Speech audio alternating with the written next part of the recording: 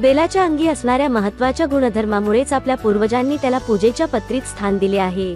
शिवाय या वृक्षात अनेक देवदेवतांचे वास्तव्य असते अशीही धारणा आहे, म्हणूनच त्याचे संवर्धन जतन केले पाहिजे। पानांचा रंग हिरवागार असून हा रंग शंकराच्या साधेपणाचा व पवित्र्याचा द्योतक मानतात। बिल्वपत्रात शंकराचा त्रिशूल तर बेलाला साक्षात लक्ष्मी मानले आहे। स्कंद पुराणातही याचे महत्त्व वर्णिलेले आहे।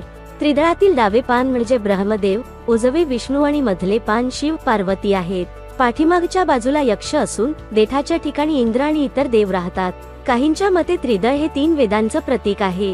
बेलफळ हे श्रीफळ असून ते लक्ष्मीला प्रिय आहे। माघवद्य चतुर्दशी म्हणजेच महाशिवरात्रीला बेलवृक्षाचं महत्त्व आहे, तेव्हा शंकराला बेल वाहण्याचा प्रघात आहे। श्रावणात अनेक सुवासिनी शंकराला लक्षबेल वाटण्याचे व्रत करतात। बेल वृक्षाच्या मुळात गिरिजा देवी, शरीरात खोडात दाक्षायणी, फांद्यांमध्ये महेश्वरी, पानांत पार्वती आणि फळात कात्यायनी अशी देवीची रूपे वसतात। बेलाचे त्रिदळ हे त्रिकाल, त्रिशक्ती, ओंकाराच्या 3 मात्रा यांचे द्योतक आहेत। शंकराच्या पूजेतील मानाचे स्थान मिळवलेला हा वृक्ष आहे। याची पाने संयुक्त पद्धतीच्या मांडणीची असतात। याची त्रिदले असतात। देठाकडचा भाग जाड असल्याने तो तोडून शंकराला वाहिला जातो। बेलाचे झाड मध्यम उंचीचे असते। याचे महत्त्व पुराणात उपनिषदातही विशद केले आहेत।